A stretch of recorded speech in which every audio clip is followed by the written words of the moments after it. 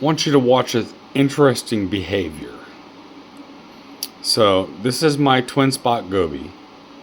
Goes into his burrow, spits out sand. The wave maker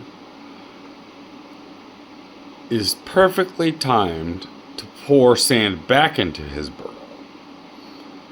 So he has to constantly work to keep his burrow just where he wants it. I've done this on purpose so he doesn't dislodge all of my rocks.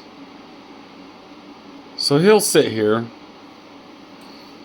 He's got some time out. He goes in, gets more sand. He'll bring it out. Watch.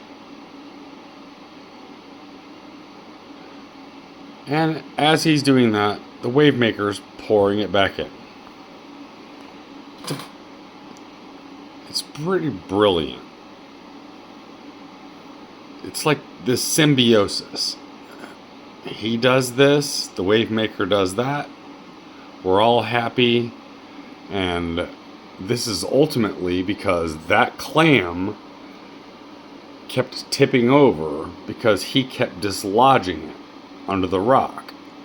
So once I got the wave maker set just right so that he couldn't dislodge the sand under the rocks, it all worked out. And now it's like this perfect balance. It's amazing to watch.